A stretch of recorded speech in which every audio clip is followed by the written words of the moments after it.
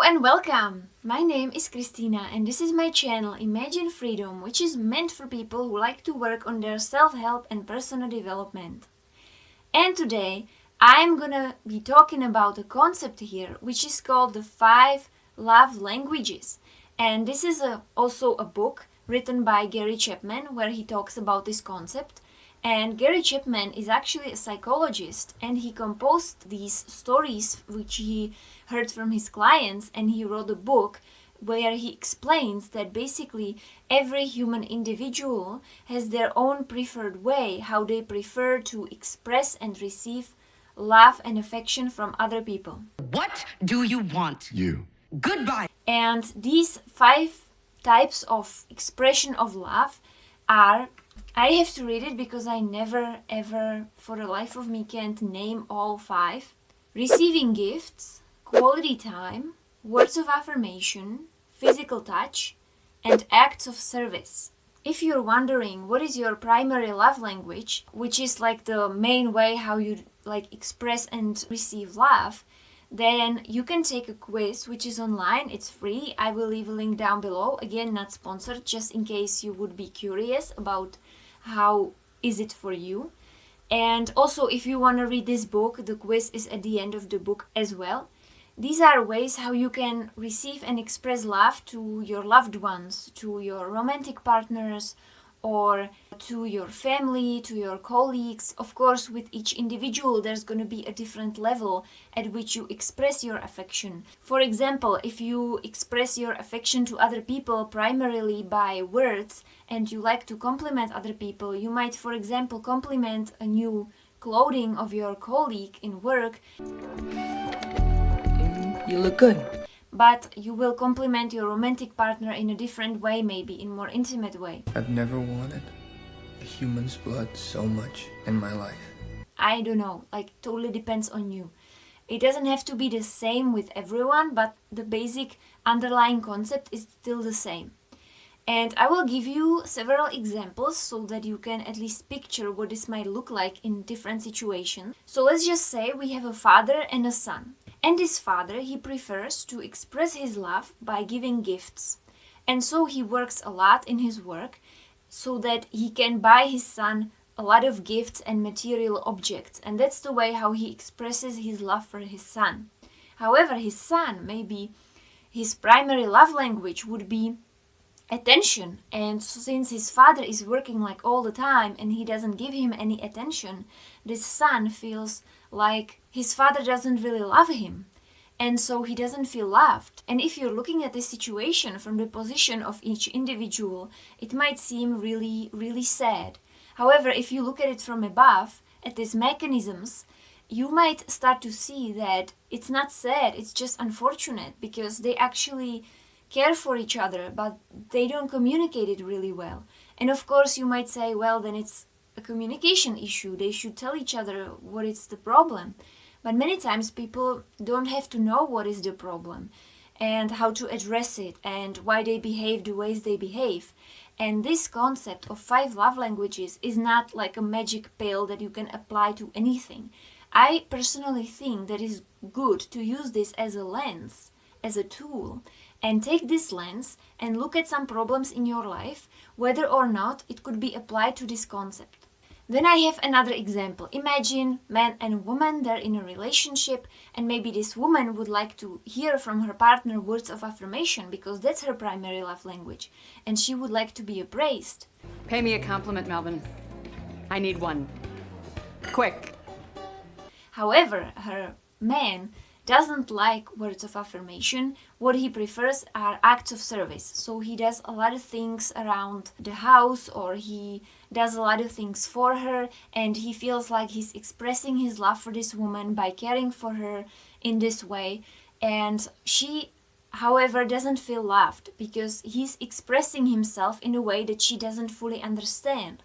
And so with these examples, and there are many more examples in the book, you can already see that these are really these unfortunate situations where people might care for each other, but since they don't express it in a good way, it just doesn't have the effect it could have, you know?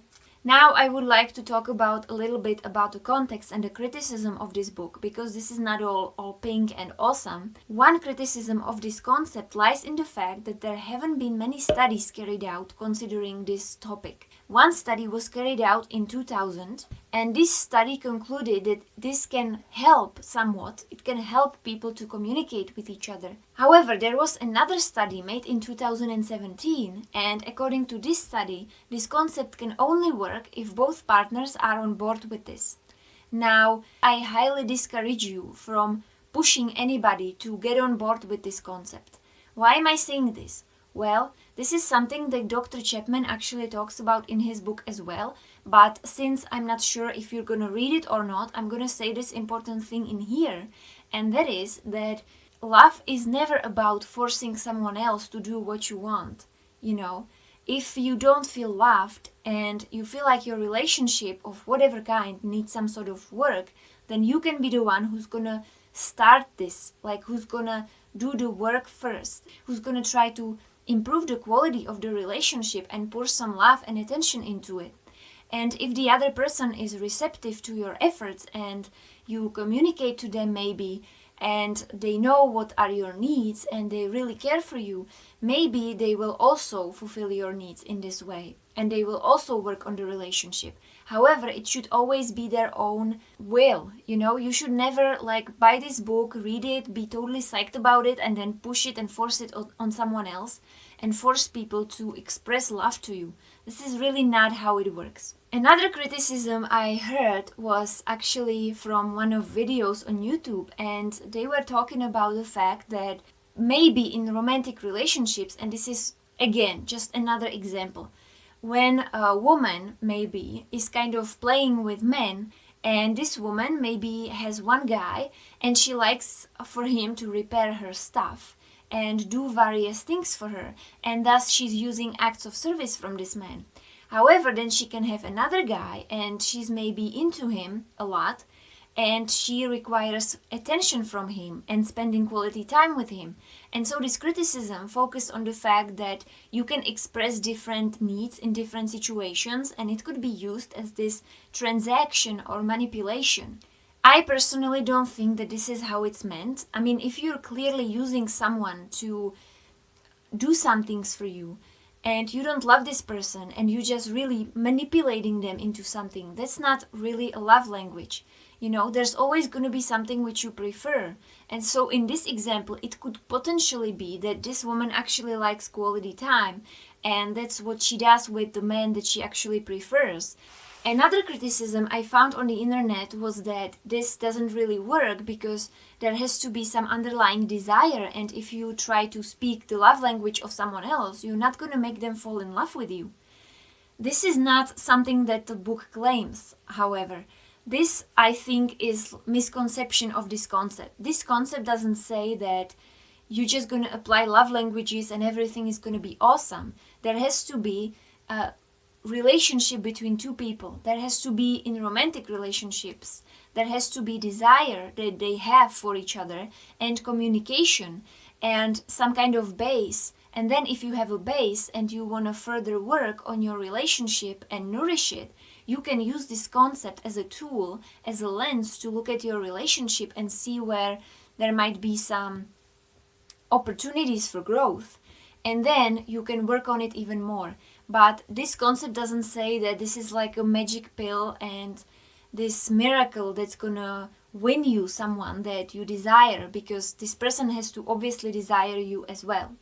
What is my personal criticism about this book, and something that I didn't really came across, is that I wonder why Dr. Chapman actually didn't include the most important relationship that there ever will be, and that is the relationship you have with yourself. You know, because imagine a situation that words of affirmation is your primary love language and you prefer for people to be praising you and talking nicely to you. And when they don't, of course, it's gonna harm you, because love language works in a way that if you really want to harm somebody and his primary love language are words of affirmation, then if you tell them something really mean, they're gonna really remember it and it's gonna run really deep. And so if this person who has words of affirmation as primary love language is gonna be mean to themselves, and they're gonna criticize themselves a lot and have this sort of inner voice and inner critic all the time, then they can't really have a healthy relationship with others, because if someone else gives them appraisal, it's not really gonna work, because they're really harsh to themselves and they first have to cure their relationship to themselves. And I think that every relationship really starts on the inside. First, the people have to be really happy with themselves, and then they can go into relationship and share together what they have to offer. And this, I think, is something that is also mentioned in the book. So, in conclusion of this video, I would like to recommend for you to read this book. Take something positive from it, maybe take a new lens about how you're gonna look at relationships. And also don't forget to take this lens out and know that sometimes there could be some other explanations and some other things you can do, and this is just one possibility. I highly encourage you, don't take this book as some kind of dogma which has to be imposed on people and which you have to like really force into your daily situations, because you don't. This is just a tool, and really useful one, I might say, because a lot of problems in life really stem from this need to be loved and accepted by others. So if this was interesting for you, I will be really glad if you write me in the comments, or if you read this book. I would really like to discuss it. It was really cool, in my opinion. However, I still keep in mind the criticism. I wanted to give you a more complex picture of this. And also, if you enjoyed this video, I will be really happy if you subscribe or like, share, whatever you can. Also, I have an Instagram now. It's new. There's not many things there yet. I don't know how much I'm going to be posting there, but if you want to look at my Instagram, I'm going to leave a link down below. And it's everything for me. Have a beautiful now, and I will see you next time with my next video. Bye.